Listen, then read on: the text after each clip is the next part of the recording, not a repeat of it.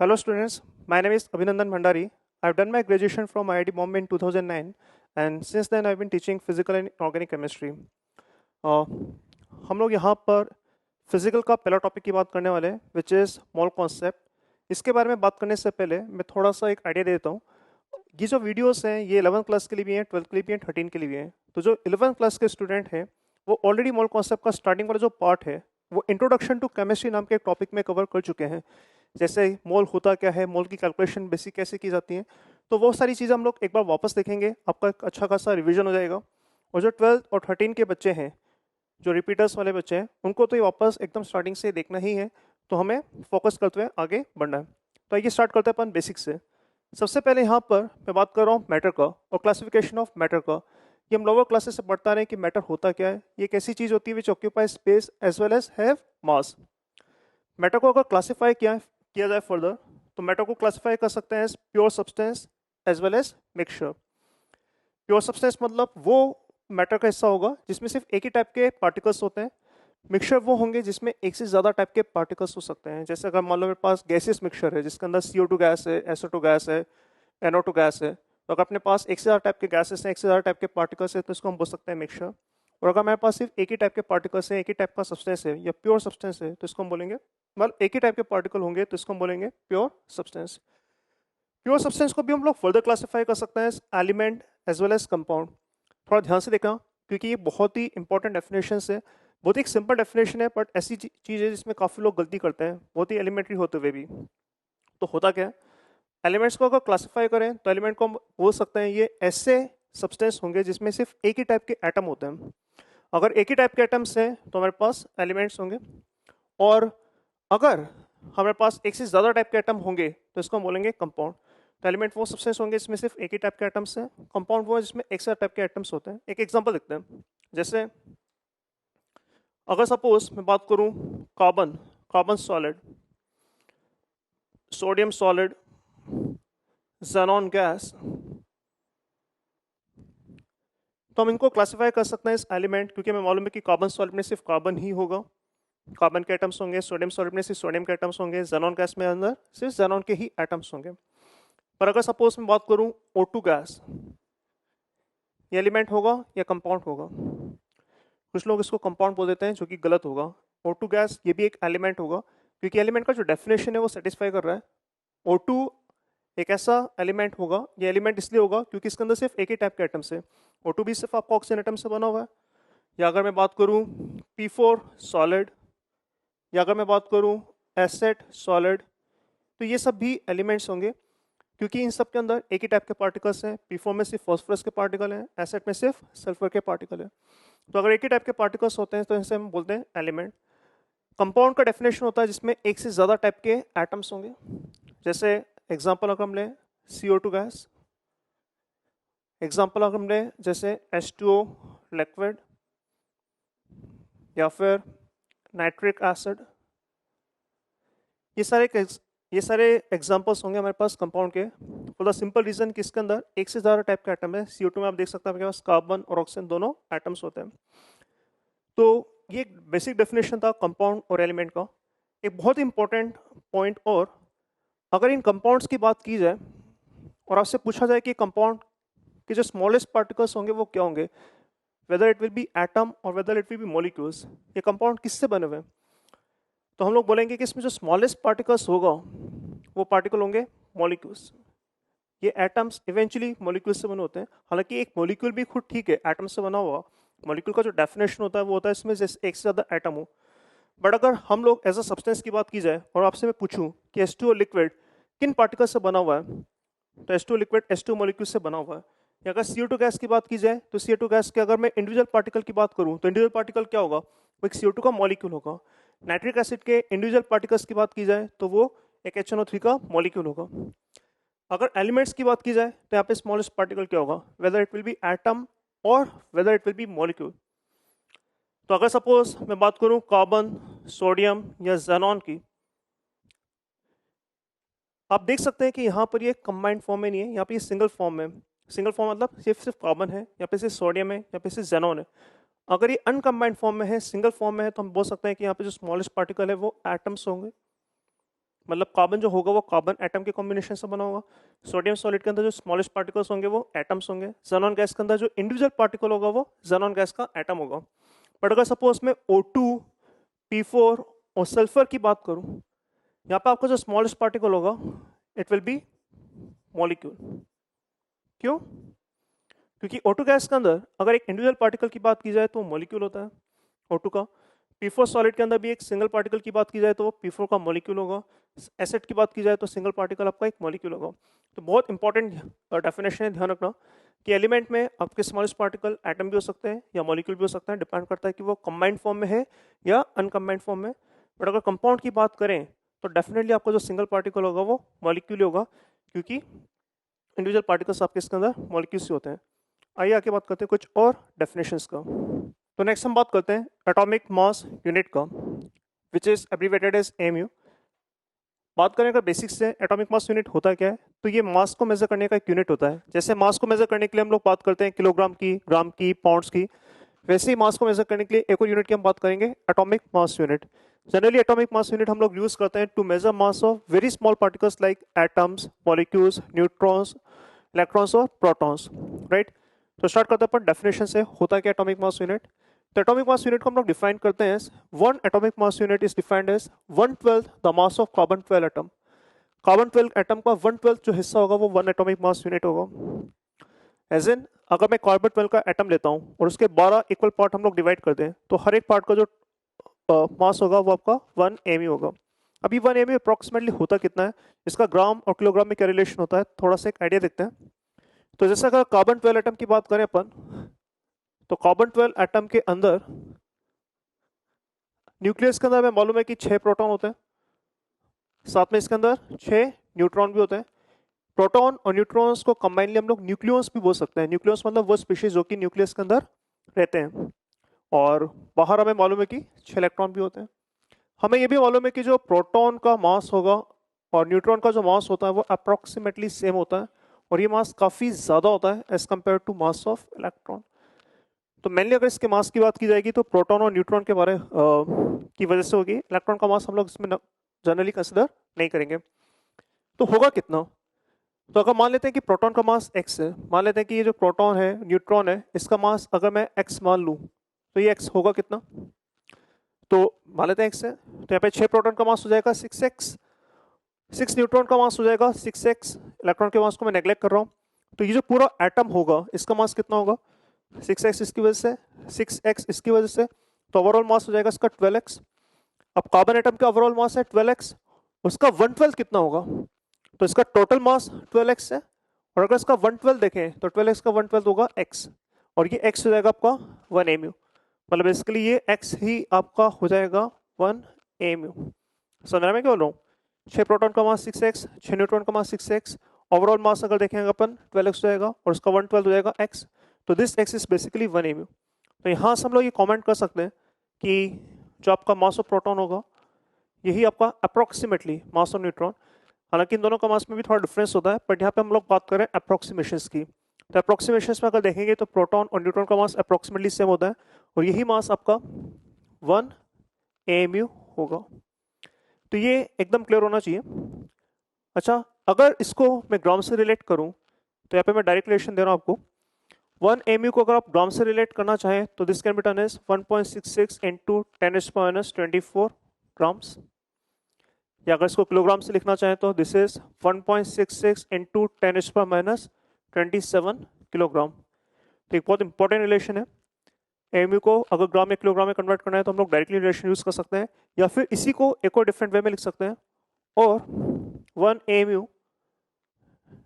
mu this is also approximately equal to 1/Na grams. ये relation भी हम लोग ध्यान रखेंगे, आगे हम लोग देखेंगे कि कहाँ से आता है ये relation, but 1 mu equals to 1/Na gram, ये हमें ध्यान रखना है। इसी का वैल्यू अगर आप सिंप्लीफाई करेंगे तो 1.66 into 10⁻24 होता है। तो ये रिलेशन आपका एमयू को ग्राम से रिलेट करेगा। ध्यान रखना यहाँ पे Na क्या है, Na आपका कहलाता है एवोगैड्रोस नंबर, जिसका वैल्यू 6.02 into 10⁻23 होता है। आई थिंक सो आपको ये सबको मालूम होगा। तो इसी को सिंप्लीफाई करेंगे तो आपको ये रिलेशन मिलेगा। तो यहाँ से हम लोग एमयू को रिलेट कर सकते हैं ग्राम के साथ। चलिए आगे बात करते हैं। तो स्टूडेंट्स नेक्स्ट हम बात करते हैं definition of atomic mass and molecular mass. एक सिंगल लाइन का डेफिनेशन है जो हमें मालूम होना चाहिए।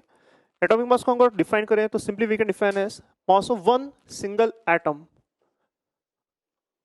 मास ऑफ वन एटम, एक एटम का जो मास होगा इसको हम बात करेंगे एटॉमिक मास। सिमिलरली अगर मॉलिक्यूलर मास की बात की जाए तो it will be defined as mass of one molecule. एक सिंगल मॉलिक्यूल का जो मास होगा उसको हम बोलेंगे मॉलिक्यूलर मास। एक सिंगल एटम का जो मास होगा इसको हम बोलेंगे एटॉमिक मास। कंफ्यूज नहीं होना है क्योंकि आगे कुछ और टर्म्स हम लोग देखते हैं जो कंफ्यूजिंग होते हैं, तो ध्यान रखना। अगर सिर्फ एटॉमिक मास की बात की जाए तो एटॉमिक मास का मतलब होगा एक सिंगल एटम का मास। अगर मॉलिक्यूलर मास की बात की जाए तो ये होगा एक सिंगल मॉलिक्यूल का मास। और ये होगा कितना और इसको एक्सप्रेस किस में किया जाएगा? तो जैसे हमने बात की अगर कार्बन के एक सिंगल एटम की बात की जाए, मान लो अपने पास कार्बन 12 है, तो जो भी एटॉमिक मास होगा वो न्यूट्रॉन और प्रोटॉन डिसाइड करेंगे। इस न्यूट्रॉन और प्रोटॉन का जो सम होता है इसको हम लोग मास नंबर भी बोल सकते हैं। Mass number is defined as number of proton plus number of neutron. तो जितना मास नंबर होगा अप्रोक्सीमेटली उतना ही एमयू आपका एटॉमिक मास होगा। क्यों? क्योंकि अगर यहाँ पर मास नंबर 12 है तो एक प्रोटॉन का मास, या इसमें हमें मालूम है कि 6 प्रोटॉन है 6 न्यूट्रॉन है, 6 प्रोटॉन का मास 6 एमयू होगा, 6 न्यूट्रॉन का मास 6 एमयू होगा, अप्रोक्सीमेट मास इसका 12 एमयू होगा। तो जितना मास नंबर होगा उतना ही एमयू आपका एटॉमिक मास होगा। तो कार्बन 12 की बात करेंगे तो इसका एटॉमिक मास हो जाएगा आपका 12 एमयू। बट कोई नेसेसरी नहीं है कि इसका मास आप एमयू में रिपोर्ट करें। आप चाहे तो एमयू में रिपोर्ट कर सकते हैं, आप चाहे तो इसको ग्राम में भी रिपोर्ट कर सकते हैं। अगर ग्राम में रिपोर्ट करना चाहूँ तो इसको लिख सकता हूँ 12/Na ग्राम, या अगर इसको वैल्यू में लिखना चाहें तो 1.66 इंटू 10⁻⁻24 ग्राम, इस तरीके से भी आप लिख सकते हैं। तो ध्यान रखना ये भी एटॉमिक मास है, ये भी एटॉमिक मास है, ये भी एटॉमिक मास है। इसको आप चाहें तो ऐसे भी लिख सकते हैं 12 इंटू 1.66 इंटू 10⁻⁻27 kg। तो ये सब एटॉमिक मास है। यूनिट डिफरेंट है, यहाँ पे अपन ए में रिप्रेजेंट कर रहे हैं, यहाँ पे अपन ग्राम में, यहाँ पे अपन किलोग्राम में। हम बात करें अगर ऑक्सीजन के एक एटम की तो इसमें न्यूक्लियस 16 है तो इसका मास हो जाएगा 16 एमयू, या अगेन 16/Na ग्राम्स। अगर हम बात करें हाइड्रोजन की तो इसका मास हो जाएगा 1 एमयू एंड सो ऑन। हम बात करें अगर नाइट्रोजन का तो इसका मास हो जाएगा आपका 14 एमयू, लाइक दिस। इससे हम एक सिंगल एटम की बात कर सकते हैं, मास की बात कर सकते हैं। मॉलिक्यूलर मास भी इसी तरीके से हम डिफाइन कर सकते हैं। जैसे अगर हम बात करें यहाँ पर CO2 गैस या फिर H2O, nitric acid, sulphuric acid, इन सब के एक एक सिंगल मॉलिक्यूल का जो मास होगा वो कहलाएगा आपका मॉलिक्यूलर मास। तो अगर CO2 गैस की बात करें तो एक सिंगल मॉलिक्यूल में एक कार्बन एटम है, 2 ऑक्सीजन एटम है। एक कार्बन एटम का मास 6 एमयू होगा, सॉरी 12 एमयू होगा। एक कार्बन एटम का मास 12 एमयू, एक ऑक्सीजन का मास 16 एमयू, 2 ऑक्सीजन का मास 32 एमयू। तो 32 प्लस 12 सिंप्लीफाई करेंगे तो ये रहेगा आपका 44 एमयू।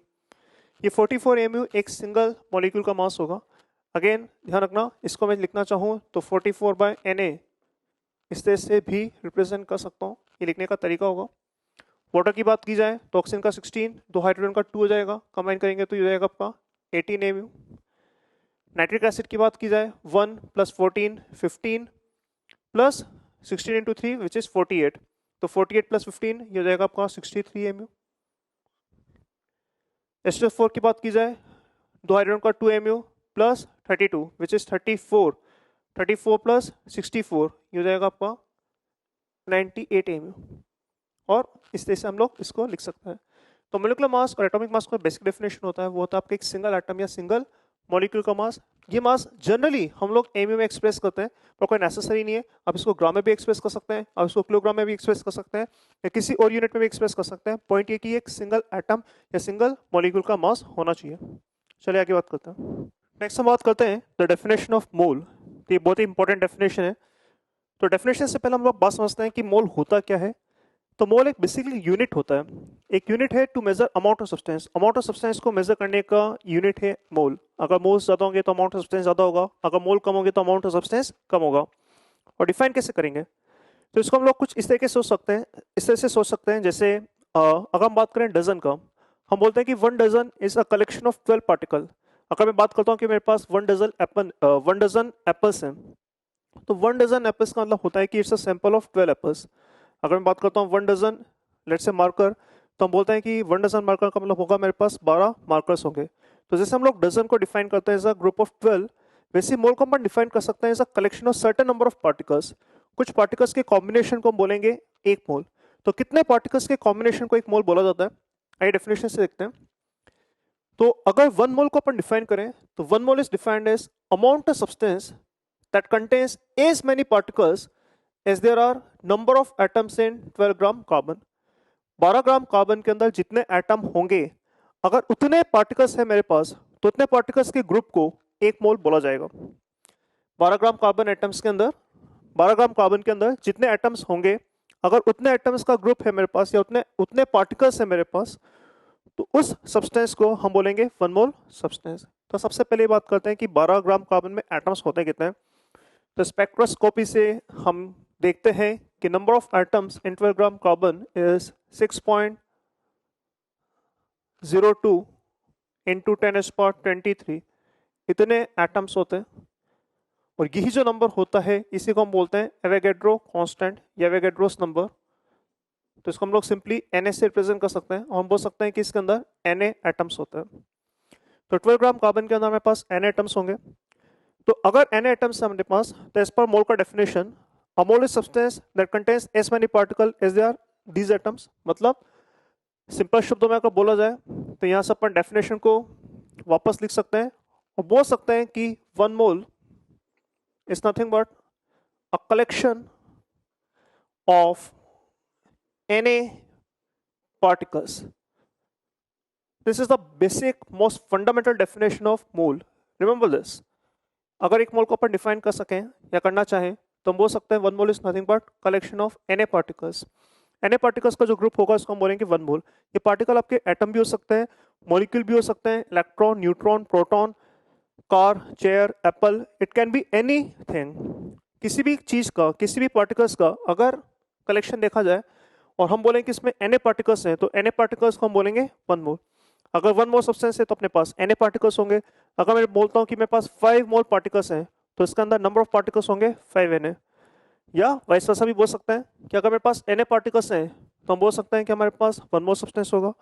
अगर हमारे पास 5 Na पार्टिकल्स हैं तो हमारे पास 5 मोल सब्सटेंस होगा। तो मैं मोल को नंबर ऑफ पार्टिकल्स या नंबर ऑफ पार्टिकल्स को मोल के साथ रिलेट कर सकता हूँ। इसी रिलेशन की हम लोग बात करेंगे और इसी के ऊपर कुछ फंडामेंटल प्रॉब्लम्स भी हम लोग सॉल्व करेंगे। बट डेफिनेशन एकदम क्लियर होना चाहिए। एक सिंपल लाइन का डेफिनेशन है कि 1 मोल होगा क्या, it is nothing but collection of Na particles. Na particles अगर हमारे पास हैं तो इसके कॉम्बिनेशन को हम बोलेंगे 1 मोल सब्सटेंस। तो स्टूडेंट्स बात करते हैं next relation between moles and number of particles. जैसा भी अपन ने डिफाइन किया था मोल को, हमने बात की थी 1 mole is a combination of Na particle या it's a collection of Na particles. अगर 1 मोल सब्सटेंस है तो इसके अंदर Na पार्टिकल्स होंगे, एंड वाइस वर्सा कि अगर Na पार्टिकल्स है तो अपने पास 1 मोल होगा, है ना। तो इसको रिलेशन, मतलब इस रिलेशन को यूज कर अपन मोल और नंबर ऑफ पार्टिकल्स को रिलेट कर सकते हैं। हम बोल सकते हैं कि number of particles, again remember this, ये पार्टिकल्स आपके एटम, मॉलिक्यूल्स कुछ भी हो सकते हैं।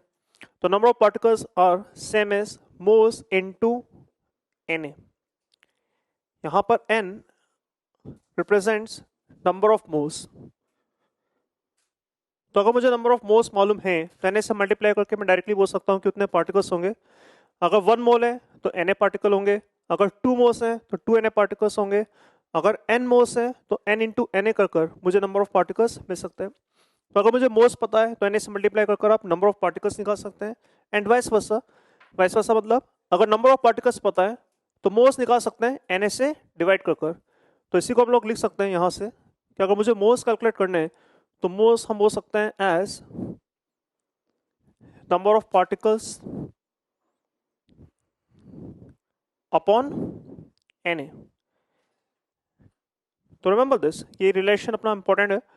ये हम लोग रिलेट कर रहे हैं मोल को बेसिक डेफिनेशन से। तो मोल्स को Na से मल्टीप्लाई करके नंबर ऑफ पार्टिकल्स मिलेंगे, नंबर ऑफ पार्टिकल्स को Na से डिवाइड कर आपको मोल्स मिल जाएंगे। इससे हम लोग कुछ एलिमेंट्री सवाल कर सकते हैं। एक पॉइंट और हम लोग ध्यान रख सकते हैं, जो कई बार हम लोग एग्जाम्पल्स में या थ्योरी में देखते हैं या फिर न्यूमेरिकल्स में देखते हैं। 1 मोल को लिखने का ये तरीका भी होता है। 1 mole is also represented as 1 gram atom या फिर 1 ग्राम मॉलिक्यूल या फिर 1 ग्राम आयन। ये 1 मोल को ही रिप्रेजेंट करता है। अगर मुझसे कोई बोले कि मेरे पास 1 ग्राम एटम है या 1 ग्राम एटम कार्बन है, तो 1 ग्राम एटम कार्बन का मतलब बेसिकली आपके पास 1 मोल है। अगर वो ये स्पेसिफाई करना चाहता है कि मेरे पास 1 ग्राम ऑफ कार्बन एटम्स है, तो वो लिखेगा 1 ग्राम ऑफ कार्बन एटम्स।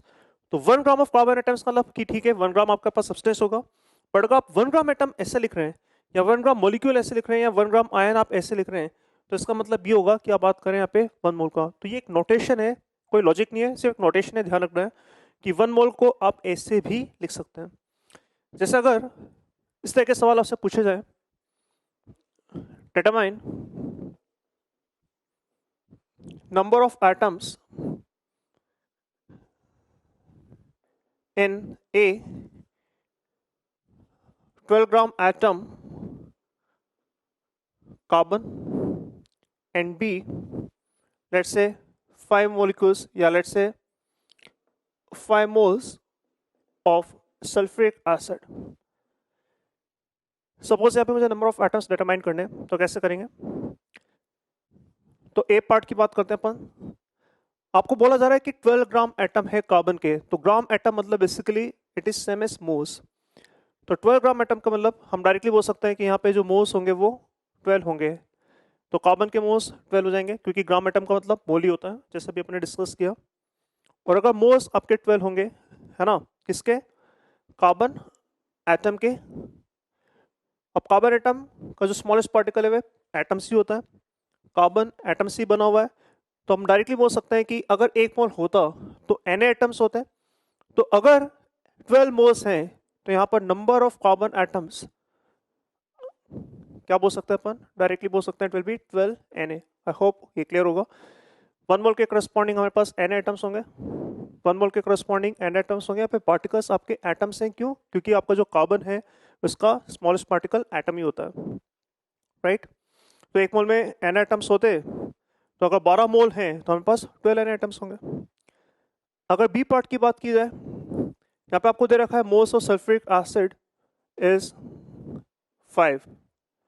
अब सल्फ्यूरिक एसिड में जो एलिमेंट्री पार्टिकल है या सल्फ्यूरिक एसिड किससे बना हुआ है?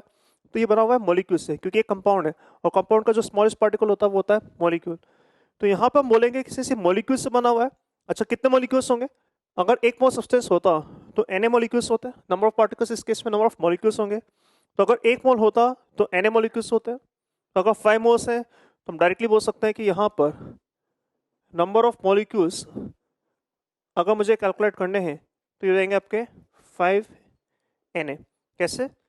5 मोल्स हैं, Na से मल्टीप्लाई करके आपको मॉलिक्यूल्स मिल जाएंगे। पर आपको यहाँ पे मॉलिक्यूल्स नहीं, आपको पूछा रहा था एटम्स कितने हैं। अगर एक सिंगल एटम की बात की जाए तो सल्फ्यूरिक एसिड के एक सिंगल एटम में या मॉलिक्यूल में कितने एटम्स होंगे? 2 सल्फर, 2 हाइड्रोजन, 1 सल्फर, 4 ऑक्सीजन। हम बोल सकते हैं कि इसके एक मॉलिक्यूल में 7 एटम्स होंगे। इस चीज को हम लोग एटोमिसिटी भी बोलते हैं। एटोमिसिटी एक टर्म हम लोग डिफाइन कर लेते हैं। Atomicity is simply defined as number of atoms in a molecule. किसी भी मॉलिक्यूल में जितने एटम्स होते हैं उसको हम बोलते हैं एटोमिसिटी। तो अगर सल्फ्यूरिक एसिड की एटोमिसिटी के बारे में बात की जाए तो एटोमिसिटी होगा इसका 7।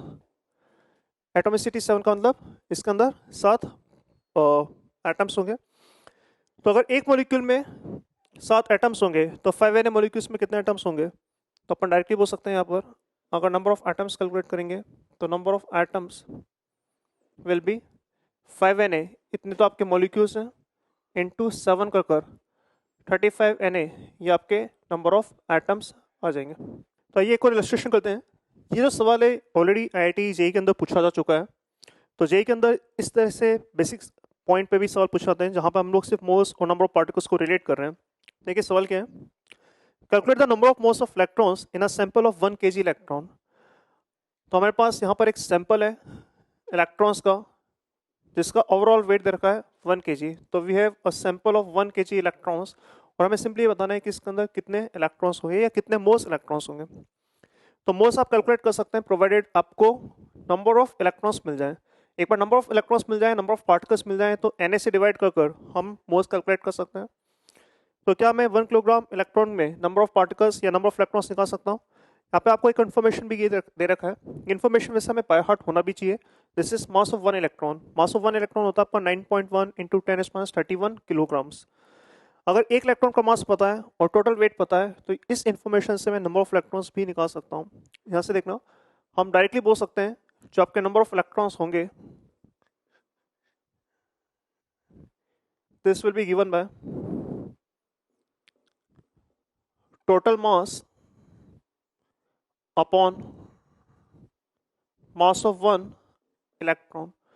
टोटल मास को अगर एक इलेक्ट्रॉन के मास से मैं डिवाइड कर दूं तो आपको नंबर ऑफ इलेक्ट्रॉन्स मिल जाएंगे। या ऐसा बोल सकते हैं कि मास ऑफ 1 इलेक्ट्रॉन को जब नंबर ऑफ इलेक्ट्रॉन से मल्टीप्लाई करते हैं तो आपको टोटल मास मिलेगा। Mass of 1 electron into number of electrons will give total mass, और we can say total mass upon mass of 1 electron will give number of electrons. तो हमें यहाँ पे टोटल मास भी गिवन है। Total mass is given as 1 kg and mass of 1 electron is given as 9.1 into 10⁻31 kg. So we can say the number of electrons are 1 upon 9.1 into 10⁻31. These are the number of electrons. एक बार अगर number of electrons मिल जाएगा तो most of electrons निकाल सकते हैं। Directly बोल सकते हैं हम लोग कि जो मोस्ट ऑफ इलेक्ट्रॉन्स होंगे, this will be represented as total number of electrons which is total number of particles divided by Na. Number of particles को Na से डिवाइड कर आपको मोल्स मिलते हैं। तो यहाँ पर अपन डायरेक्टली बोल सकते हैं कि नंबर ऑफ इलेक्ट्रॉन्स तो कितने हैं, 1 upon 9.1 into 10⁻31। This are the number of electrons upon Na कर आपको यहाँ पर मोल्स ऑफ इलेक्ट्रॉन्स मिल जाएगा। इसी फॉर्म में आंसर दे रखा था, इसी फॉर्म में आपको आंसर मार्क करना था। तो एक बहुत ही फंडामेंटल सिंपल सा सवाल है, बट गेट आईआईटी के अंदर पूछा गया है, इससे सवाल भी आपसे पूछा जा सकता है। एक और एग्जांपल देखते हैं आगे बढ़ने से पहले। सिमिलर प्रोफाइल का सवाल है जिसमें हम लोग नंबर ऑफ पार्टिकल्स को कोरिलेट करेंगे नंबर ऑफ मोल्स के साथ। तो in this problem basically we need to determine number of protons, neutrons, electrons and total charge on 1/10 gram ion carbonate ion CO3 ion. इसके अंदर हमें बताना है कि कितने प्रोटॉन्स होंगे, न्यूट्रॉन्स होंगे, इलेक्ट्रॉन्स होंगे और टोटल चार्ज कितना होगा। तो सबसे पहले तो यहाँ पर अगर आप बात करें कि अगर सपोज एक कार्बोनेट आयन होता तो उसके ऊपर चार्ज कितना होता है, उसमें प्रोटॉन्स कितने होते हैं, इसमें न्यूट्रॉन्स कितने होते हैं, उसका चार्ज इलेक्ट्रॉन्स कितने होते हैं। अगर ये सब कैलकुलेट करें तो अगर मैं सपोज 1 आयन ऑफ कार्बोनेट अगर ले लूँ, CO3 ले लूँ, और इसमें अगर कैलकुलेट करें कि भाई इसके अंदर कितने इलेक्ट्रॉन्स, प्रोटॉन्स, न्यूट्रॉन्स होंगे, तो आप देख सकते हैं इंडिविजुअली हम लोग कैलकुलेट करेंगे। कार्बन की अगर एक सिंगल एटम की बात करते हैं तो 6 प्रोटॉन होते हैं। ऑक्सीजन की अगर बात करें तो इसके एक एटम के अंदर 8 प्रोटॉन्स होते हैं। तो यहाँ पर एक एटम के अंदर 8 प्रोटॉन्स होते हैं, तो 3 के अंदर बेसिकली 24 प्रोटॉन्स होते हैं। तो 24 यहाँ से आता और 6 यहाँ से आता, तो कितना आएगा 30। तो अगर सपोज में प्रोटॉन्स, न्यूट्रॉन्स, इलेक्ट्रॉन्स और लेट्स से चार्ज भी यहाँ पर ही बात करें अपन, कितना आएगा अगर अपन बात करें एक सिंगल आयन की। तो जैसे अभी मैंने डिस्कस किया कि इसके अंदर 24 प्रोटॉन्स, इसमें 6 प्रोटॉन्स, तो आप देख सकते हैं कि इसके अंदर अपने पास 30 प्रोटॉन्स होंगे अगर एक सिंगल कार्बोनेट की बात करें अपन। अगर एक सिंगल कार्बोनेट की हम बात करें न्यूट्रॉन्स की, तो जितने कार्बन में प्रोटॉन्स होते हैं उतने न्यूट्रॉन्स होते हैं, तो 6 हो जाएंगे। अगेन जितने ऑक्सीजन के अंदर प्रोटॉन्स होते हैं उतने न्यूट्रॉन्स होते हैं, तो इसमें भी एक के अंदर 8 हो जाएंगे, तो 3 के अंदर 24, तो 24 प्लस 6 अगेन 30 न्यूट्रॉन्स हो जाएंगे। बात करें अगर इलेक्ट्रॉन्स की, तो अगर सपोज ये न्यूट्रल एटम होता तो क्या होता। अगर एक न्यूट्रल एटम होता, सपोज अगर कार्बन एक न्यूट्रल एटम होता तो यहाँ पे 6 इलेक्ट्रॉन होते हैं, और अगर ये न्यूट्रल होता ऑक्सीजन तो यहाँ पे कितने होते हैं, तो 6 यहाँ से मिलते हैं आपको और 8 यहाँ से आपको मिलते हैं एक ऑक्सीजन में, तो 3 ऑक्सीजन के करस्पॉन्डिंग 24, तो 24 प्लस 6 अगेन 30। पर ये 30 तब होता अगर यहाँ पे CO3 लिखा होता। यहाँ पे CO3-2 लिखा हुआ है। -2 का मतलब इस स्पीशीज को अपने 2 इलेक्ट्रॉन एक्स्ट्रा प्रोवाइड कर रहे हैं। तो अगर ये -2 नहीं होता तो यहाँ पे 6 इलेक्ट्रॉन इसके साथ आते हैं, 24 इलेक्ट्रॉन्स इसके साथ आते हैं, टोटल इलेक्ट्रॉन्स होते हैं 30, पर -2 का मतलब 2 इलेक्ट्रॉन आप एक्स्ट्रा दे रहे हैं। तो यहाँ पे जो इलेक्ट्रॉन्स होंगे एक्चुअली वो होंगे 32 इलेक्ट्रॉन्स। आई होप आप देख सकते हैं -2 का मतलब बेसिकली यहाँ पे अपने इलेक्ट्रॉन्स ऐड कर रहे हैं। अगर चार्ज पॉजिटिव होता तो अपने इलेक्ट्रॉन्स यहाँ से रिमूव कर लिए होते हैं। तो चार्ज कैसे आता है, इलेक्ट्रॉन्स को ऐड या सब्ट्रैक्ट करने से। अगर हम बात करें चार्ज की, तो आप देख सकते हैं इसके ऊपर चार्ज कितना आएगा। यहाँ पे चार्ज 2 इलेक्ट्रॉन, आप देख सकते हैं कि 30 प्रोटॉन को चार्ज कंपनसेट कर देगा 30 इलेक्ट्रॉन्स। तो यहाँ पे जो 2 इलेक्ट्रॉन एक्स्ट्रा बचे होंगे उसके से चार्ज आएगा। तो चार्ज होता कितना है, तो इसके लिए एक छोटा सा पॉइंट आप नोट कर सकते हैं, आई होप आपको मालूम भी होगा कि चार्ज अगर बात करें, चार्ज को हम लोग क्यू से रिप्रेजेंट कर सकते हैं। Magnitude wise charge of proton और चार्ज ऑफ इलेक्ट्रॉन सेम होता है, विच इज 1.6 इंटू 10⁻⁹ कूलम। ये आपका चार्ज ऑफ प्रोटॉन होता है, ये चार्ज ऑफ इलेक्ट्रॉन भी होता है मैग्नीट्यूड वाइज, और इसी को हम लोग सिंबल ई से रिप्रेजेंट करेंगे। ये अपना सिंबल ई होगा, ये ध्यान रखना, ये इलेक्ट्रॉन रिप्रेजेंट कर रहा है, ये आपका बेसिकली चार्ज। आप चाहे तो लिख सकते हैं दिस इज इलेक्ट्रॉन्स, और ये हम लोग यहाँ पे रिप्रेजेंट कर रहे हैं चार्ज। तो एक सिंगल प्रोटॉन या इलेक्ट्रॉन का जो चार्ज होता है मैग्नीट्यूड वाइज वो ई होता, ये 1.6 इंटू 10⁻⁹ कूलम होता। तो कितना चार्ज आएगा एक आयन के ऊपर, तो 30 प्रोटॉन 30 इलेक्ट्रॉन को न्यूट्रलाइज करेंगे, तो 2 इलेक्ट्रॉन जो बचे उसकी वजह से चार्ज आएगा। एक इलेक्ट्रॉन का चार्ज होता ई, तो 2 इलेक्ट्रॉन्स का जो चार्ज मैग्नीट्यूड वाइज होता वो कितना होगा 2e। यहाँ पे अपन बात करें मैग्नीट्यूड ऑफ चार्ज का, लेट्स से,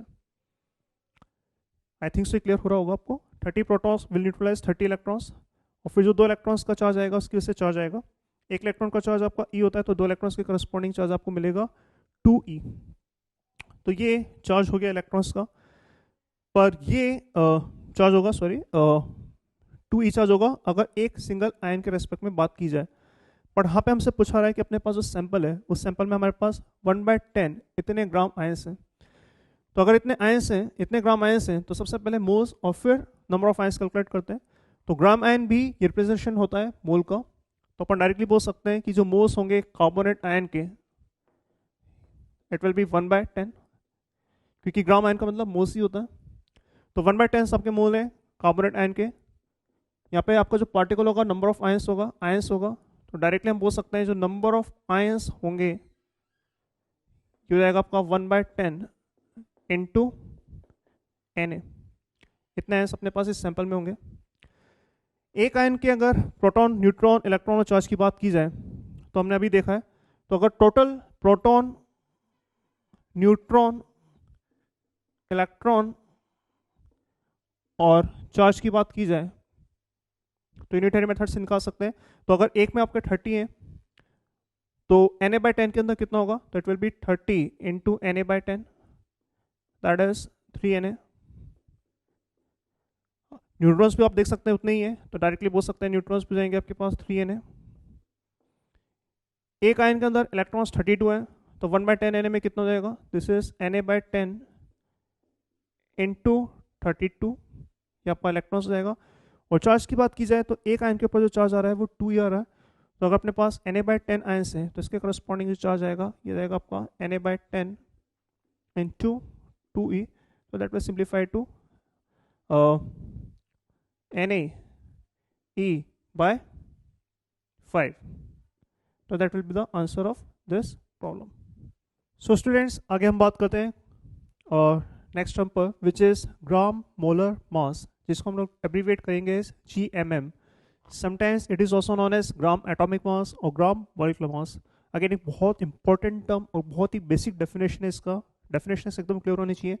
एटॉमिक मास और ग्राम एटॉमिक मास डिफरेंट होता है, मॉलिक्यूलर मास और ग्राम मॉलिक्यूलर मास डिफरेंट होता है। ग्राम मोलर मास होता क्या है इसको ऊपर डिफाइन करते हैं।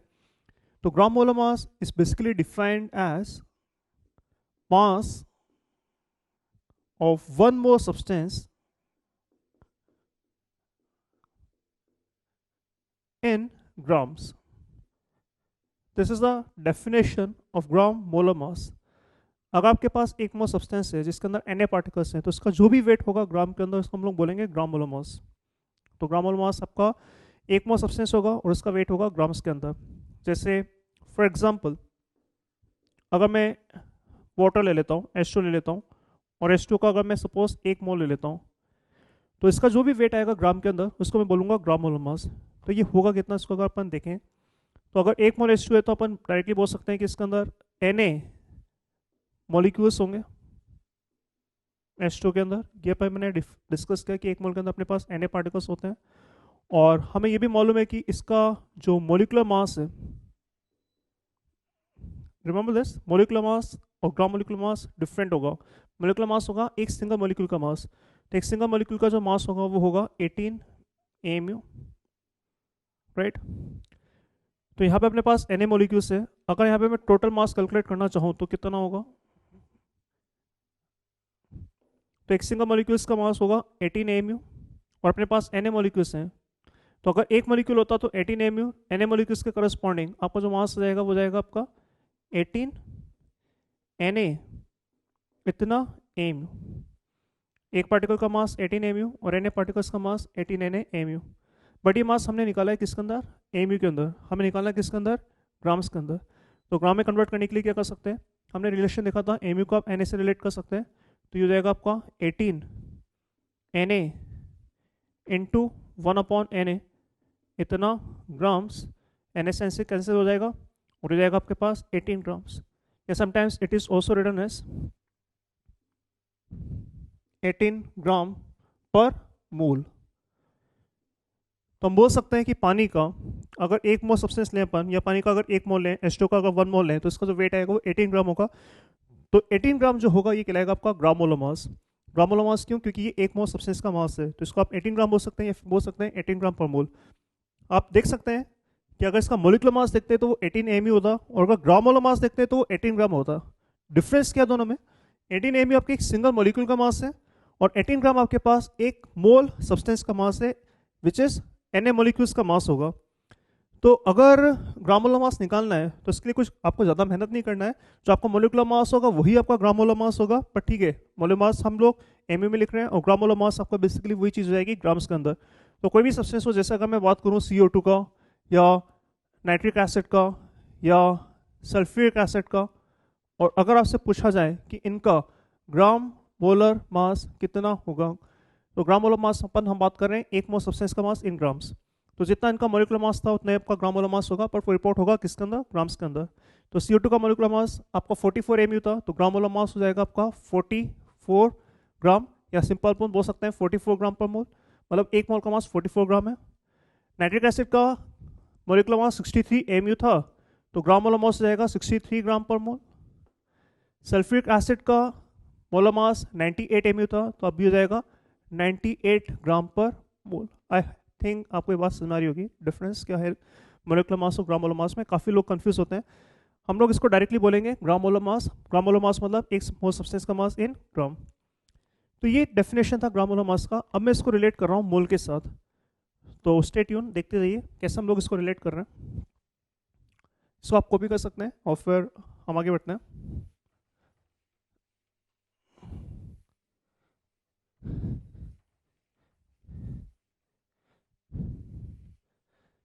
तो नेक्स्ट हम बात करें इसी के अंदर रिलेशन बिटवीन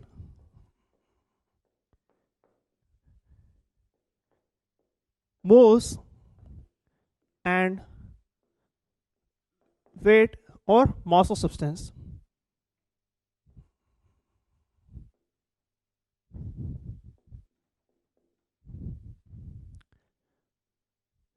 हमने अभी तक बात की थी मोल्स को नंबर ऑफ पार्टिकल्स के साथ रिलेट किया था। अब यहाँ पे मैं रिलेट कर रहा हूँ मोल्स को नंबर ऑफ मास के साथ।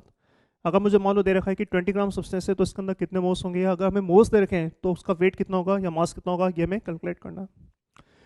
तो हम लोग डायरेक्टली बोल सकते हैं, ये रिलेशन डायरेक्टली लिख सकते हैं कि आपका जो भी मास होगा या टोटल मास होगा,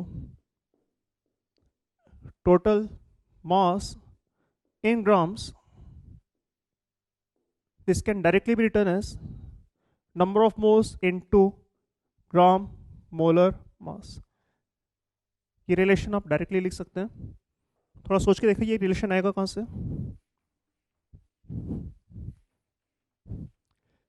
अगर मोल्स को ग्राम मोलर मास से मल्टीप्लाई किया जाए तो आप डायरेक्टली बोल सकते हैं कि आपको टोटल मास मिलेगा ग्राम्स के अंदर। क्यों भाई, ऐसा इसलिए होगा, यहाँ पर n आपका अगेन नंबर ऑफ मोल्स है।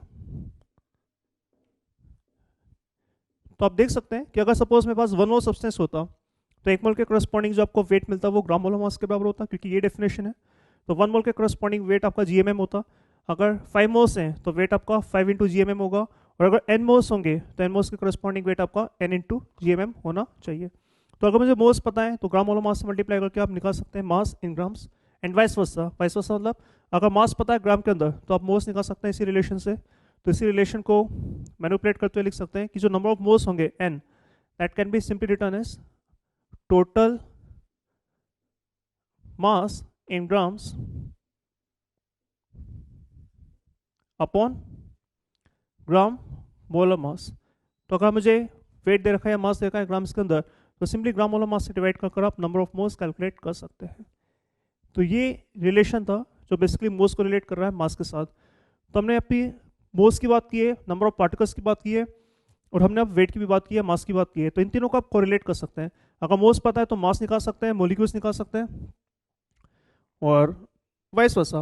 अगर मास पता है तो आप मोल्स निकाल सकते हैं, मोलिक्यूल्स निकाल सकते हैं, मोलिक्यूल्स पता है तो आप मास निकाल सकते हैं, मोल्स निकाल सकते हैं। इससे ऐसी सारी चीज़ें आप कोरिलेट कर सकते हैं। देखते हैं कुछ एग्जांपल्स के साथ। तो देखिए इस प्रॉब्लम के अंदर we need to determine number of molecules in 196 gram sulfuric acid और 196 mu sulfuric acid और 196 ग्राम molecules of sulfuric acid। हमें बताना है कि इसके अंदर कितने molecules हैं।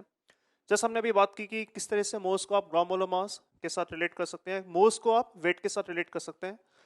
तो देखते हैं अपन। बात करें अगर ए पार्ट की,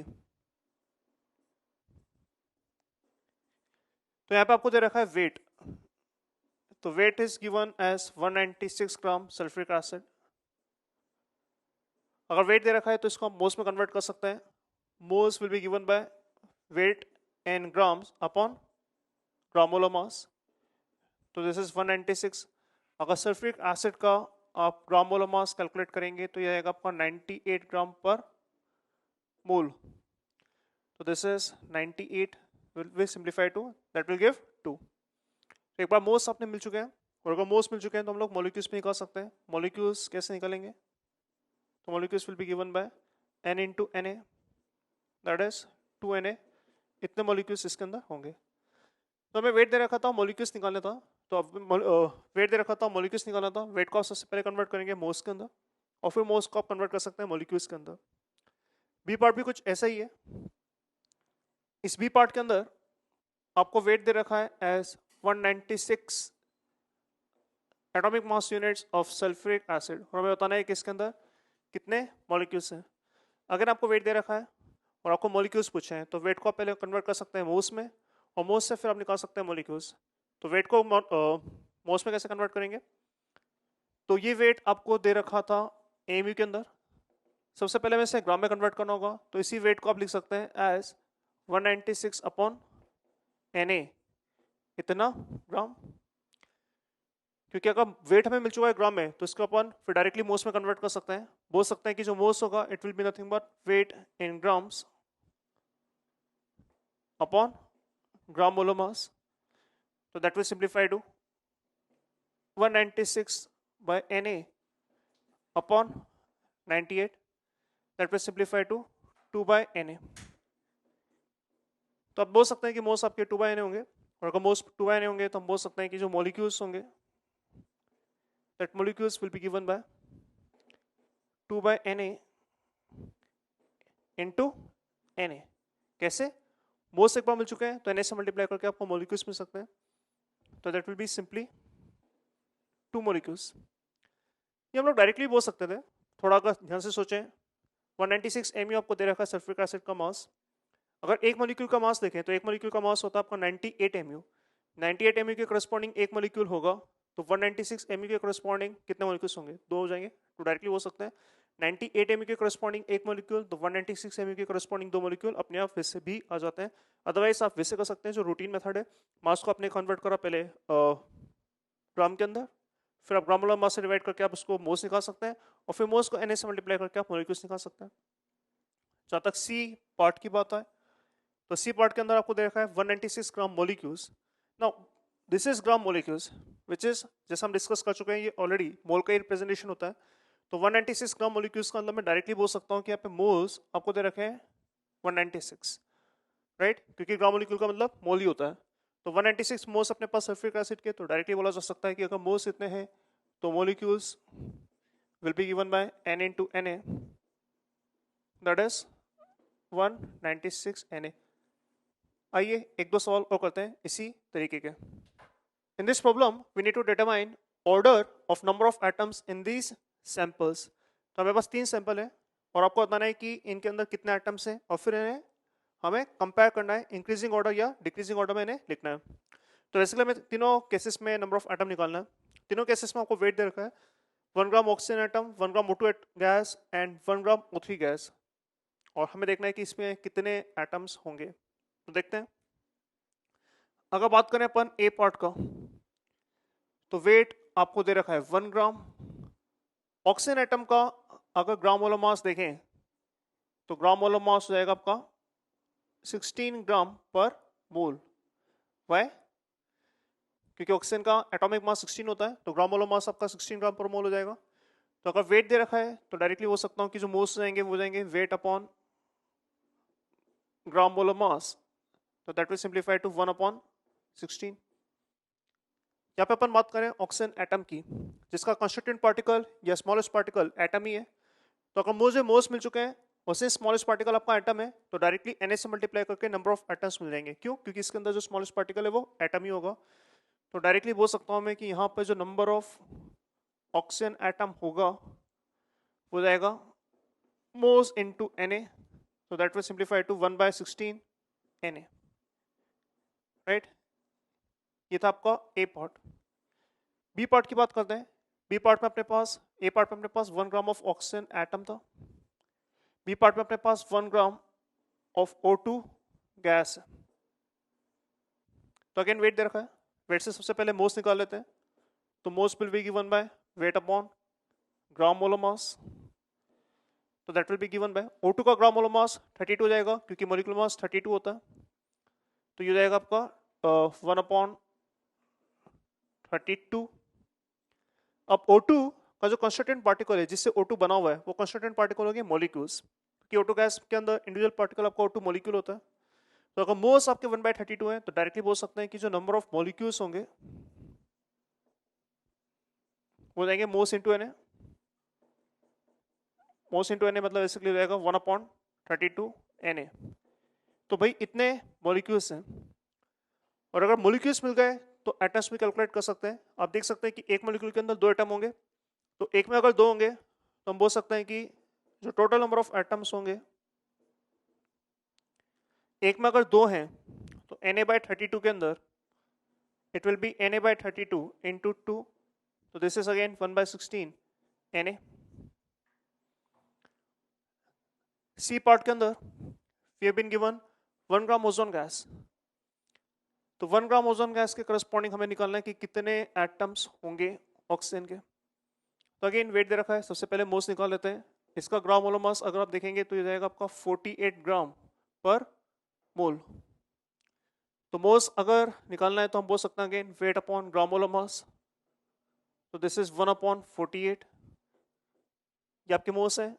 ओजोन गैस भी ओजोन मॉलिक्यूल्स के थ्रू बना होता है, स्मॉलेस्ट पार्टिकल या कंस्टिट्यूएंट पार्टिकल आपका मॉलिक्यूल होगा। तो हम बोल सकते हैं कि इस केस में भी जो नंबर ऑफ मॉलिक्यूल्स होंगे, this number of molecules will be given bye n into Na।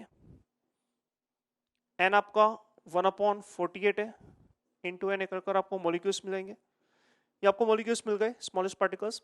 और अगर एटम की बात की जाए तो एटॉमिसिटी इसके अंदर 3 है, तो एक मॉलिक्यूल के अंदर 3 एटम होंगे।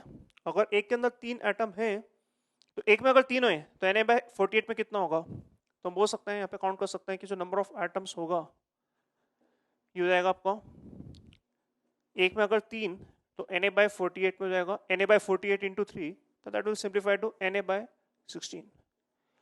तो यहाँ पे एटम्स Na/16, बी वाले केस में भी Na/16 और ए वाले केस में भी Na/16। तो अगर कंपेयर करें तो कंपेरिजन अपन डायरेक्टली बोल सकते हैं कि इन तीनों केसेस के अंदर अगर नंबर ऑफ एटम्स देखी जाए तो तीनों में Na/16 है। मतलब जितने एटम्स ए पार्ट में है उतने बी पार्ट में है और उतने ही सी पार्ट में, तीनों में नंबर ऑफ एटम सेम है। ये चीज़ हम लोग डायरेक्टली भी बोल सकते थे, अगर थोड़ा सोचा जाए ध्यान से तो बिना ये सारी कैलकुलेशन करे ये मैं डायरेक्टली बोल सकता था। क्यों भाई? O2 गैस जो है ये किससे बना है? ऑक्सीजन एटम से तो बना हुआ है, और ये O3 गैस भी ऑक्सीजन एटम से बना हुआ है। तो अगर 1 ग्राम ऑक्सीजन एटम है, मान लो यहाँ पे मैं ऑक्सीजन एटम को जोड़कर O2 गैस बनाने लग जाऊं, जितने भी ऑक्सीजन एटम है, 2 ऑक्सीजन एटम को कंबाइन कर अगर O2 बना लूं तो जितने भी ऑक्सीजन एटम है वो सारे O2 में कन्वर्ट हो जाएंगे, पर वेट तो उतना ही रहेगा। आप 1 ग्राम ऑक्सीजन एटम ले लो और हर 2 एटम को कंबाइन कर O2 में कन्वर्ट कर दो, तो होगा क्या? सारे ऑक्सीजन एटम O2 गैस में कन्वर्ट हो जाएंगे, पर वेट तो 1 ही ग्राम रहेगा। तो यहां से यहां पर आप इजीली पहुंच सकते थे। सिमिलरली अगर ऑक्सीजन एटम में 2 एटम की जगह में 3 एटम को जोड़ देता, तो अगर मैं 3 एटम को कंबाइन करता तो आपको मिल जाता O3 गैस। तो यहाँ पे जितने भी एटम है अगर इन सबको कंबाइन कर कर आप O3 में बना लें तो आपको O3 गैस मिल जाएगा और वेट अभी भी 1 ग्राम रहेगा।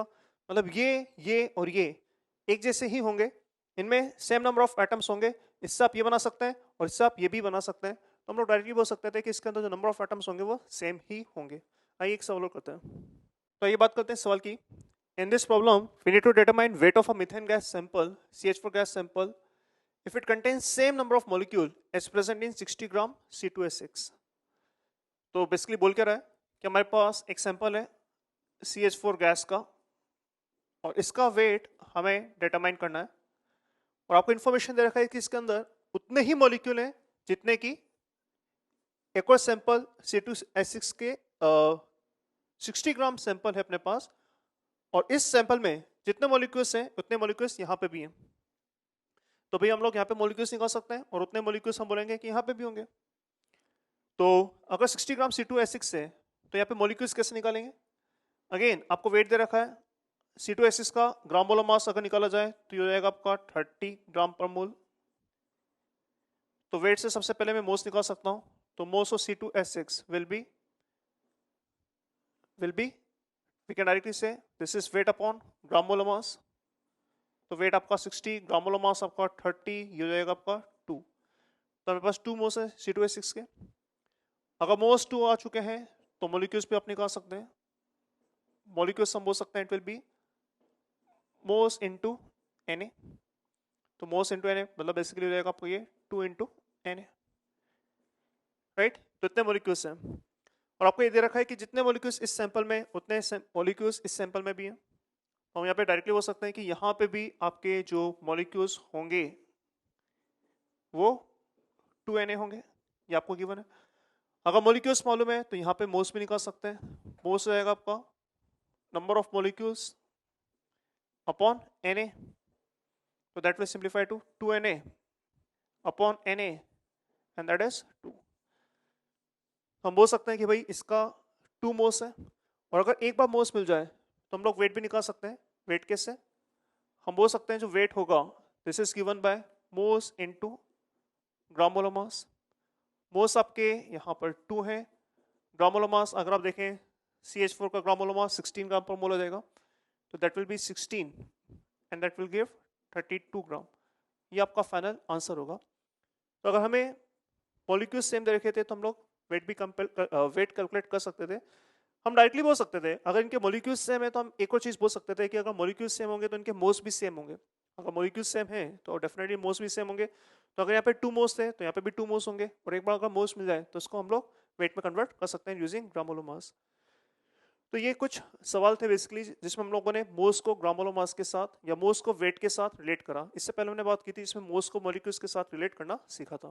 तो अभी तक हम लोगों ने जो रिलेशंस पढ़े हैं वो पढ़े मोल्स के बीच में, मॉलिक्यूल्स के बीच में और मास के बीच में। आइए एक दो सवाल और करते हैं अपन और फिर आगे बात करेंगे अपन। तो in this problem if a sample of sulfuric acid contains 6.4 milligram oxygen, then we need to determine moles of sulfuric acid and number of hydrogen atom। यहाँ पे हमारे पास सल्फ्यूरिक एसिड का एक सैंपल है, इसके अंदर 6.4 मिलीग्राम ऑक्सीजन एटम है या ऑक्सीजन है और हमें बताना है कि कितने मोल सल्फ्यूरिक एसिड के होंगे और कितने मोल इसमें या कितने हाइड्रोजन एटम्स होंगे। तो सबसे इंपॉर्टेंट ये कि अगर H2SO4 का आप एक मॉलिक्यूल लेते हैं तो इस एक मॉलिक्यूल के अंदर हाइड्रोजन भी होगा, सल्फर भी होगा और ऑक्सीजन भी होगा। और अगर इनके एटम्स काउंट करेंगे तो एटम्स कितने आएंगे? तो एक मॉलिक्यूल में हाइड्रोजन के एटम्स होंगे 2 एटम, सल्फर का 1 एटम और ऑक्सीजन का हो जाएगा 4 एटम। सिमिलरली अगर Na-मोल्स की बात करें या Na मॉलिक्यूल्स की बात करें तो Na मॉलिक्यूल्स में यहाँ पे 2 Na एटम्स आएंगे, यहाँ पे Na एटम्स आएंगे और यहाँ पे 4 Na एटम्स आएंगे। बट जब हम लोग Na मॉलिक्यूल्स की बात करते हैं तो Na मॉलिक्यूल्स का मतलब होता है 1 मोल और जब मैं 2 Na एटम्स की बात करता हूँ तो इसका मतलब होता है 2 मोल। Na का मतलब 1 मोल और 4 Na का मतलब 4 मोल।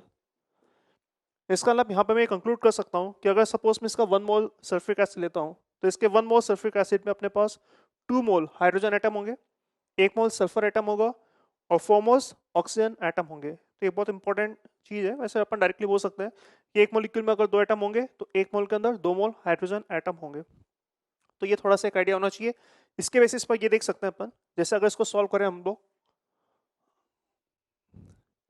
तो यहाँ पर हमारे पास सल्फ्यूरिक एसिड का एक सैंपल है और उसका अमाउंट नहीं दे रखा है, तो मान लेते हैं कि इसके अंदर x मोल्स है। ए पार्ट में हमें मोल्स निकालना है, तो हमें x का वैल्यू निकालना है, लेट्स से x मोल्स है। तो जैसा अब हमने डिस्कस किया कि अगर 1 मोल होता, तो यहाँ पे लेट्स से ऑक्सीजन की बात करें, तो 1 मोल के करस्पॉन्डिंग यहाँ पे 4 मोल ऑक्सीजन एटम होते हैं। तो x मोल के करस्पॉन्डिंग यहाँ पर अपन बोल सकते हैं कि आपके पास यहाँ पे 4x मोल ऑक्सीजन एटम होते हैं। मैं ऑक्सीजन की ही बात क्यों कर रहा हूँ? ऑक्सीजन की बात इसलिए कर रहा हूँ क्योंकि यहाँ पे अपने को जो इन्फॉर्मेशन दे रखा है वो ऑक्सीजन का दे रखा है। अगर यहाँ पे किसी और का इन्फॉर्मेशन दे रखा होता सल्फर या हाइड्रोजन का, तो मैं हाइड्रोजन या सल्फर की बात कर रहा होता। बट सिंस ऑक्सीजन का इन्फॉर्मेशन गिवन है तो हम लोग ये यूज कर सकते हैं। तो एक्स मोल के अंदर 4x मोल्स होंगे ऑक्सीजन एटम के, और अगर मोल्स आ चुके हैं तो आप इसका वेट भी निकाल सकते हैं। तो वेट ऑफ ऑक्सीजन एटम जो आएगा, यह आएगा आपका 4x mole into gram molar मास। ऑक्सीजन एटम का ग्राम मोलर मास 16 ग्राम होता है, तो ये जाएगा आपका 64x ग्राम, राइट। और ये दे कितना रखा है? ये में दे रखा है 6.4 मिलीग्राम। 6.4 मिलीग्राम का मतलब बेसिकली यहाँ पे होता है 6.4 इंटू 10⁻³ ग्राम, या इसको मैं सकता हूँ 64 इंटू 10⁻⁴ ग्राम। तो वेट ऑफ ऑक्सीजन एटम हमें दे रखा है 64 इंटू 10⁻⁴ ग्राम, तो इसको इसे इक्वेट कर लेते हैं। तो दिस कैन बी रिटन है 64 इंटू 10⁻⁴ ग्राम, ये ऑलरेडी हमें गिवन है। तो इसको सिंप्लीफाई कर आप यहाँ से डायरेक्टली बोल सकते हैं कि जो x हो जाएगा वो जाएगा 10⁻⁴, राइट। तो हमसे पूछ रहा था कि मोल्स ऑफ सल्फ्यूरिक एसिड कितने होंगे, तो हो जाएंगे 10⁻⁴। फिर हमसे पूछ रहा था कि हाइड्रोजन एटम्स कितने होंगे, तो ये भी देख सकते हैं। तो अगर इसके x मोल्स हैं तो मोल्स ऑफ हाइड्रोजन एटम्स हो जाएंगे आपके यहाँ पर 2x। 2x का मतलब हो जाएगा आपका 2 इंटू 10⁻⁴। और अगर इतने मोल हाइड्रोजन एटम है तो हम बोल सकते हैं कि नंबर ऑफ हाइड्रोजन एटम जो होंगे ये हो जाएंगे आपके 2 इंटू 10⁻⁴ Na। तो ये इस तरह से किया जा सकता है। आइए एक सवाल और करते हैं। तो एक एग्जांपल देखते हैं। In this we been given a sample of ferrous sulphate और 7H2O। फेरस सल्फेट और 7H2O का एक सैंपल है और आपको इन्फॉर्मेशन गिवन है कि इसके अंदर 33 Na ऑक्सीजन एटम है। आपको बताना है कि इस सैंपल में कितने मॉलिक्यूल्स होंगे ओवरऑल, और आपको ये बताना है कि इसमें सल्फर का वेट कितना होगा। तो अगेन मान लेते हैं कि इसके अपने पास x मोल्स हैं। तो सैंपल में अगर x मोल्स हैं तो अपन बोल सकते हैं कि जो मॉलिक्यूल्स होंगे ओवरऑल हो जाएंगे xN moles into Na will give number of molecules. अब आप क्लियरली देख सकते हैं कि एक मॉलिक्यूल में कितने ऑक्सीजन एटम होंगे। एक मॉलिक्यूल के अंदर यहाँ पर 4 ऑक्सीजन एटम यहाँ पे दिख रहा है और 7 आपको यहाँ पे दिख रहा है।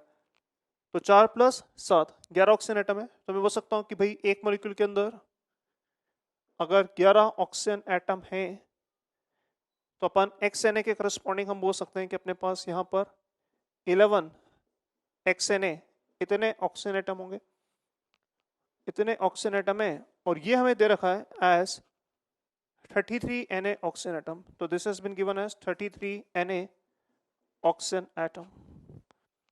तो यहाँ से अपन इक्वेट कर सकते हैं। तो Na कैंसिल हो जाएगा और जब 11 को ले जाएंगे तो यहाँ से आप क्लियरली देख सकते हैं कि x हो जाएगा आपका 3। तो हम बोल सकते हैं कि भाई हमारे पास यहाँ पे 3 मोल्स होंगे। अगर 3 मोल्स है तो मॉलिक्यूल्स हो जाएंगे आपके पास 3Na, जो कि ए पार्ट में पूछा जा रहा था, और बी पार्ट में पूछा रहा था कि इसमें वेट ऑफ सल्फर कितना होगा।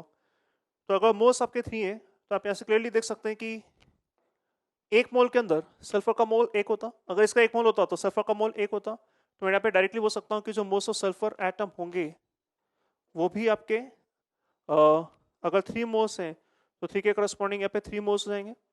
और मोल्स ऑफ सल्फर एटम अगर 3 आ चुका है तो वेट ऑफ सल्फर एटम भी आप निकाल सकते हैं। ये जाएगा बेसिकली मोल्स इनटू सल्फर का ग्राम molar mass, which is 3 into sulphur का ग्राम मोलर मास 32 होता है। तो दैट विल सिंप्लीफाई टू 96 ग्राम। तो आप देख सकते हैं इस तरह के सॉल्व भी किए जा सकते हैं। तो स्टूडेंट्स आगे बात करते हैं अपन। हमने अभी तक मोल्स को रिलेट करा है मास के साथ और मॉलिक्यूल्स के साथ। आगे हम बात करते हैं मोल्स और वॉल्यूम के बीच में रिलेशन। हम यहाँ पे बात करना चाहते हैं relationship between moles and volume of a gas. यहाँ पे हम लोग वॉल्यूम ऑफ गैस की बात कर रहे हैं और उसको मोल्स के साथ रिलेट कर रहे हैं। तो इसके लिए एक इन्फॉर्मेशन हमें मालूम होना चाहिए जो हम लोग आगे प्रूव भी करेंगे, देखेंगे भी। पर भी हम लोग कंडीशंस के साथ देखते हैं। कंडीशन ये है कि 1 mole of a gas will occupy 22.4 litre. आपका जो 1 मोल का गैस होगा, 1 मोल गैस होगा वो 22.4 लीटर ऑक्यूपाई करेगा। पर प्रोवाइडेड कंडीशन से आपकी 0 degree centigrade and 1 atm pressure. अगर प्रेशर 1 atm है, टेम्परेचर 0 डिग्री सेंटीग्रेड है, तो हम बोल सकते हैं कि 1 mole of a gas will occupy 22.4 litres. Ideal gas की यहाँ पे बात हो रही है। सिमिलरली अगर 1 मोल ऑफ गैस की बात करें तो it will occupy 22.7 litre, almost उतना ही अप्रॉक्सीमेटली 22.7 लीटर, पर कंडीशन ये है कि 0 degree centigrade and 1 bar pressure. तो अगर टेम्परेचर 0 डिग्री सेंटीग्रेड या 273 केल्विन है और अगर 1 बार प्रेशर की बात करें तो आपका ये वॉल्यूम हो जाएगा 22.7 लीटर। ये जो कंडीशंस हैं 0 डिग्री सेंटीग्रेड 1 बार, अब इसको हम लोग बोलते हैं एसटीपी। कंडीशंस चेंज हो चुकी हैं, पहले कुछ और था, बट एज ऑफ नाउ आज की डेट में 0 डिग्री सेंटीग्रेड 1 बार प्रेशर की कंडीशंस को हम बोलते हैं standard temperature and pressure, which is also known as STP, standard temperature and pressure. तो अगर स्टैंडर्ड टेम्परेचर प्रेशर की बात करेंगे तो हम बोल सकते हैं कि एक मोल का वॉल्यूम 22.7 लीटर्स होगा। तो ये जो रिलेशंस है इनको यूज करके मैं मोल्स को वॉल्यूम के साथ रिलेट कर सकता हूँ। जैसा अगर 0 डिग्री सेंटीग्रेड और 1 atm प्रेशर के करस्पॉन्डिंग देखा जाए तो हम बोल सकते हैं कि जो टोटल वॉल्यूम होगा लीटर्स में, it will given by moles into 22.4। क्यों? क्योंकि अगर एक मोल होता तो वॉल्यूम 22.4 होना चाहिए था, जैसे यहाँ बोल रहा है। तो अगर n का वैल्यू 1 होता, यहाँ पे n आपके नंबर ऑफ मोल्स हैं, अगर एक मोल होता तो वॉल्यूम 22.4 लीटर्स होता, अगर 5 मोल्स होते तो 5 इंटू 22.4 होता, अगर n मोल्स होंगे तो n इंटू 22.4 का कर आपको वॉल्यूम इन लीटर्स मिल जाएगा। तो अगर कंडीशंस ये हैं तो मोल्स को 22.4 से मल्टीप्लाई करके आप वॉल्यूम इन लीटर्स निकाल सकते हैं, एंड वाइस वर्सा। अगर वॉल्यूम इन लीटर्स पता है तो 22.4 से डिवाइड कर आप मोल्स भी निकाल सकते हैं। तो आप देख सकते हैं कि मोल्स और वॉल्यूम को रिलेट कर सकते हैं डायरेक्टली। अगर कंडीशंस ये ना होते हुए एसटीपी होता तो डिफरेंस इफ ये होता कि इंस्टेड ऑफ 22.4 हम यहाँ पे बात करते हैं 22.7, तो n मोल्स के करस्पॉन्डिंग इतना वॉल्यूम होगा। तो अगर मोल्स पता है तो वॉल्यूम इन लीटर्स निकाल सकते हैं, एंड वाइस वर्सा। अगर वॉल्यूम इन लीटर्स पता है तो 22.7 से डिवाइड कर आप मोल्स निकाल सकते हैं। तो ये जो रिलेशन है, ये रिलेशंस हम लोग यूज करेंगे to convert moles into volume and volume into moles, provided conditions आपकी ये हैं। अगर कंडीशंस ये ना है, अगर ये कंडीशंस नहीं है, कुछ और कंडीशंस है, तो क्या करते हैं वो अपन देखते हैं भी थोड़ी देर में। बट अगर इन कंडीशंस में हमें मोल्स और वॉल्यूम को रिलेट करना है तो हमारे पास ये रिलेशंस होगा। तो यहाँ से हम लोग मोल्स को वॉल्यूम के साथ रिलेट कर सकते हैं। वॉल्यूम अगर दे रखा है तो उससे हम लोग मोल्स निकाल सकते हैं, और एक बार मोल्स मिल जाए तो फिर हम लोग वेट या मोलिक्यूल्स भी निकाल सकते हैं। आइए एक दो सवाल और करते हैं इसके ऊपर। तो in this problem we have been given if 67.2 liters CO2 gas at these conditions are added to 220 gram CO2 gas sample, तो बेसिकली 220 ग्राम सैंपल के अंदर इतना वॉल्यूम आप CO2 गैस का ऐड कर रहे हैं, and then 2 NA molecules are removed, और उसके बाद उसमें से आप 2 NA मॉलिक्यूल्स रिमूव कर रहे हैं, तो हमें बताना है कि eventually final moles of CO2 कितना होगा। तो इनिशियली ये थे और आप इतने मॉलिक्यूल्स उसके अंदर रिमूव कर रहे हैं, हमें बताना है कि फाइनल मोल्स कितना होगा। तो इसको पहले डायग्रामेटिकली अपन रिप्रेजेंट करते हैं। देखिए बोल क्या रहा है, तो हम बोल सकते हैं कि इसके अंदर 67.2 लीटर्स CO2 गैस, तो we have 67.2 liters CO2 gas and it is added to 220 gram CO2 gas, और ऐसा करने के बाद आपने इसमें से 2 NA मॉलिक्यूल्स आपने रिमूव कर दिए। आपको बताना है कि फाइनल मोल्स कितने होंगे। एक चीज ध्यान रखना, यहाँ पे वॉल्यूम की बात हो रही है, यहाँ पे वेट की बात हो रही है, यहाँ पे मॉलिक्यूल्स की बात हो रही है। डिफरेंट टर्म्स को हम लोग डायरेक्टली ऐड या सब्ट्रैक्ट नहीं कर सकते हैं। आप ऐड और सब्ट्रैक्ट तभी कर सकते हैं जब सारे टर्म्स एक ही क्वांटिटी के हो, मतलब एक ही रिलेशन से मैटर करते हो या एक ही तरह के हो। जैसे अगर सब कुछ वॉल्यूम है तो आप उसको ऐड या सब्ट्रैक्ट कर सकते हैं, अगर सब कुछ वेट है तो उसको आप ऐड और सब्ट्रैक्ट कर सकते हैं, अगर सारे मॉलिक्यूल्स है तो आप इसको ऐड और सब्ट्रैक्ट कर सकते हैं। बट अगर अलग फिजिकल क्वांटिटीज है, एक वॉल्यूम है, एक वेट है और एक मॉलिक्यूल्स है, तो इनको आप ऐड और सब्ट्रैक्ट नहीं कर सकते। तो सबसे पहले मैंने एक ही फिजिकल क्वांटिटी में कन्वर्ट करना होगा। सिंस हमसे फाइनली मोल्स की बात हो रही है तो इन सबको मैं मोल्स में कन्वर्ट कर सकता हूँ। तो मोल्स में कैसे कन्वर्ट करेंगे, यहाँ पे बात हो रही है 0 डिग्री सेंटीग्रेड 1 atm प्रेशर्स की। तो यहाँ पे हमें मालूम है कि 1 मोल का गैस 22.4 लीटर ऑक्यूपाई करता है। तो यहाँ पर अगर मुझे वॉल्यूम दे रखा है तो मोल्स निकाल सकता हूँ। मोल्स कैसे निकाल सकता हूँ, वॉल्यूम लीटर अपॉन 22.4। क्यों? क्योंकि कंडीशन आपकी 0 डिग्री सेंटीग्रेड 1 atm कंडीशन है। तो यहाँ पे अपन देख सकते हैं दिस इज 67.2 अपॉन 22.4। तो आप यहाँ पे देखेंगे कि आपके पास 3 मोल्स CO2 गैस है। यहाँ पे हमें वेट दे रखा है, वेट को अगेन मोल्स में कन्वर्ट कर सकते हैं। कैसे? Wait upon gram molar mass. तो यहाँ पे अपना आ जाएगा 220 ग्राम मोलर मास CO2 का 44 होता है, तो ये रहेगा आपका 5 मोल्स। तो यहाँ पे 3 मोल्स थे या 5 मोल्स है, राइट। और 2 NA मॉलिक्यूल्स के करस्पॉन्डिंग अगर मोल्स ऑफ CO2 देखेंगे तो जाएगा आपका 2 NA number of molecules upon NA, तो दैट विल बी 2।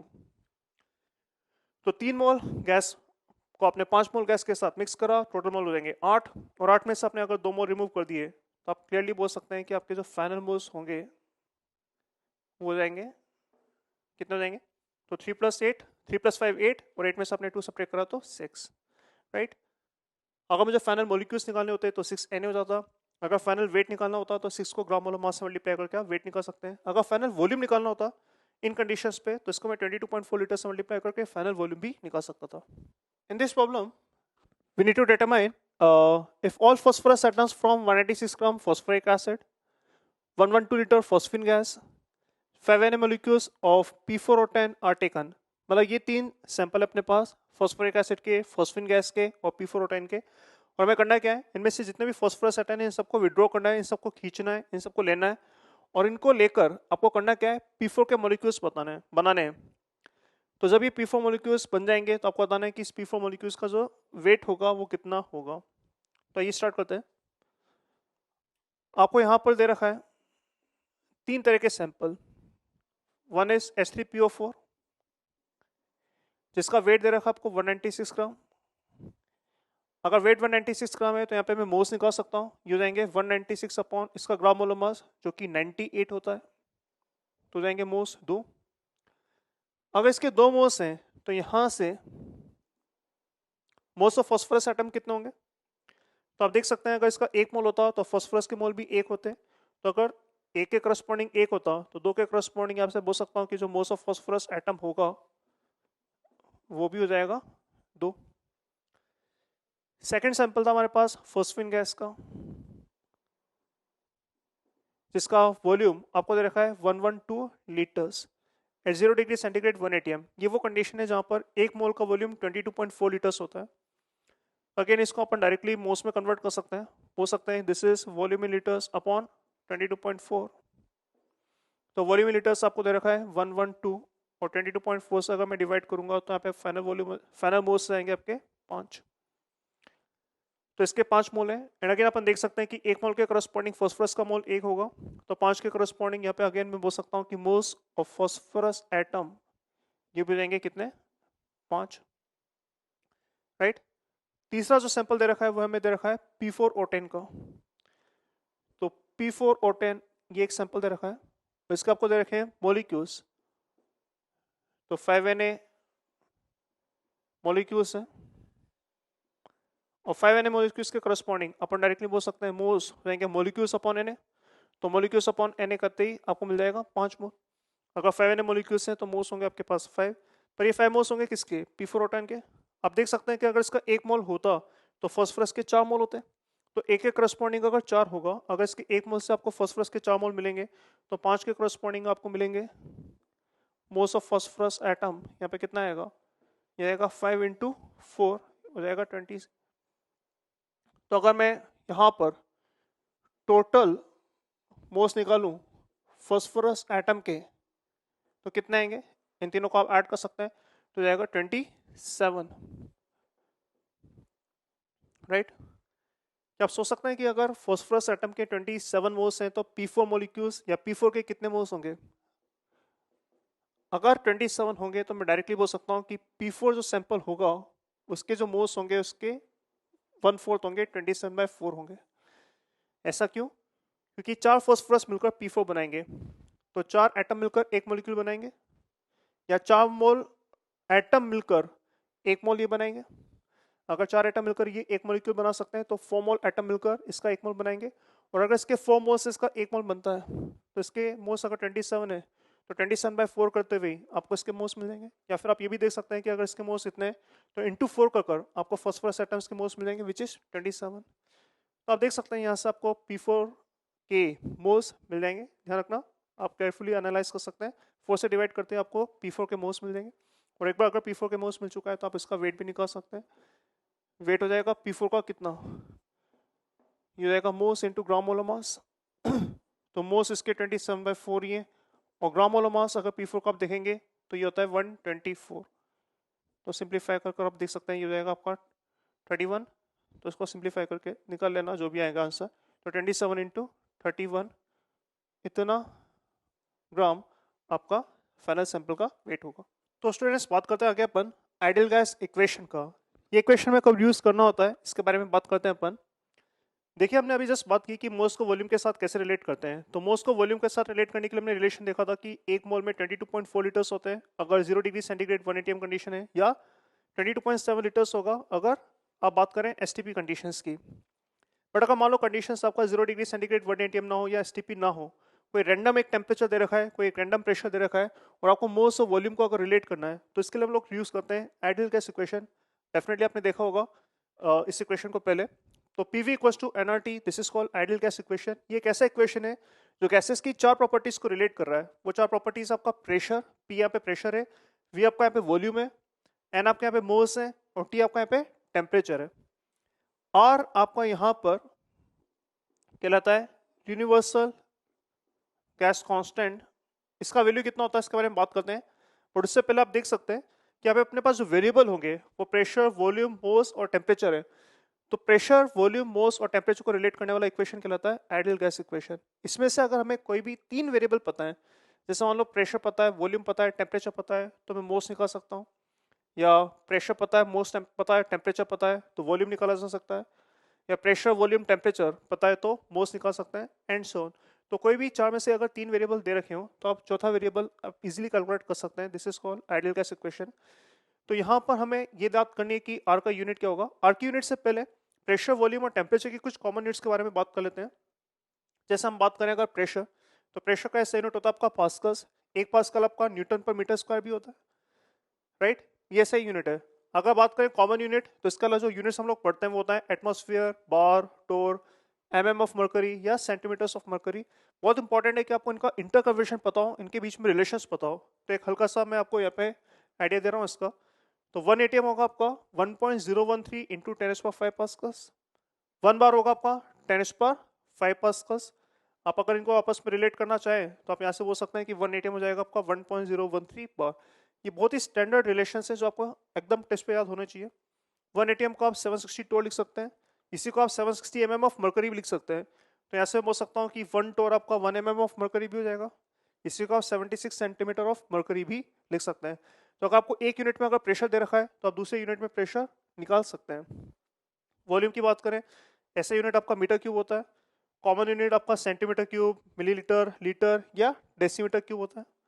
यहाँ पे ध्यान रखने वाली बात यह कि 1 ml 1 मिलीलीटर आपका 1 सेंटीमीटर क्यूब ऑफ वॉल्यूम के बराबर होता है। तो 1 ml या 1 सेंटीमीटर क्यूब ऑलमोस्ट सेम होता है, ऑलमोस्ट एग्जैक्टली सेम होता है। 1 मीटर क्यूब की बात करें तो 1 मीटर क्यूब को आप 10⁶ सेंटीमीटर क्यूब लिख सकते हैं। कैसे? क्योंकि 1 मीटर में 100 सेंटीमीटर होता है, तो क्यूब करेंगे तो 10⁶ हो जाएगा। तो 1 meter cube is 10⁶ centimeter cube, जिसको आप 10⁶ ml लिख सकते हैं, और 10⁶ ml को आप 1000 से डिवाइड कर 1000 लीटर भी कर सकते हैं, क्योंकि मिली का मतलब होता है 10⁻3। तो 10⁻3 इंटू 10⁶ ये दे देगा आपको 1000। तो मिलीलीटर को जब आप 1000 से डिवाइड करते हैं तो आपको लीटर्स मिलता है। सिमिलरली टेम्परेचर की बात करें तो तीन कॉमन यूनिट हम लोग यूज करते हैं, degree centigrade, degree Fahrenheit and kelvin. ऐसे यूनिट आपका केल्विन में होता है, कॉमन यूनिट आपके डिग्री सेंटीग्रेड, फ़ारेनहाइट होते हैं। और एक सिंपल सा रिलेशन जो हम लोग लोअर क्लासेस में भी पढ़ रहे हैं, वापस में समराइज कर रहा हूँ। डिग्री सेंटीग्रेड में टेम्परेचर दे रखा है तो 273 ऐड कर आप टेम्परेचर इन केल्विन निकाल सकते हैं।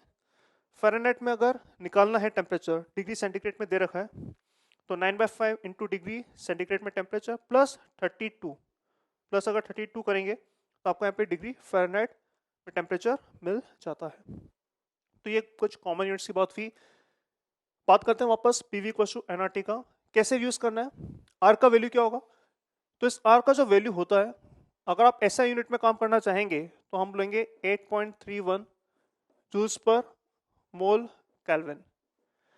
आप SI यूनिट पे काम करेंगे तो आपका वैल्यू 8.31। यहाँ पे P इंटू वी का अगर आप यूनिट देखेंगे तो P इंटू वी कंबाइन करके जूल्स में जाता है। एक्चुअली ऐसा इसलिए होता है, यहाँ पे आप SI यूनिट में काम करें तो प्रेशर तो जाएगा आपका पास्कल्स में और वॉल्यूम हो जाएगा आपका मीटर क्यूब में। Pressure into mass pascal into meter cube को अगर कंबाइन करें तो पास्कल इंटू मीटर क्यूब आपका एक्चुअली जूल ही होता है। तो यहाँ पर P इंटू वी आपका जूल्स आ जाएगा, ये मोल से ये केल्विन है। तो आप आर का वैल्यू लेंगे 8.31 जूल्स पर मोल केल्विन, पर ये लेंगे कब?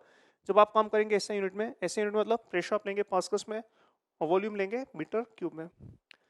इससे भी कॉमनली हम आर का जो वैल्यू यूज करते हैं वो होता है आपका 0.082 0.21 ATM लीटर पर मोल केल्विन।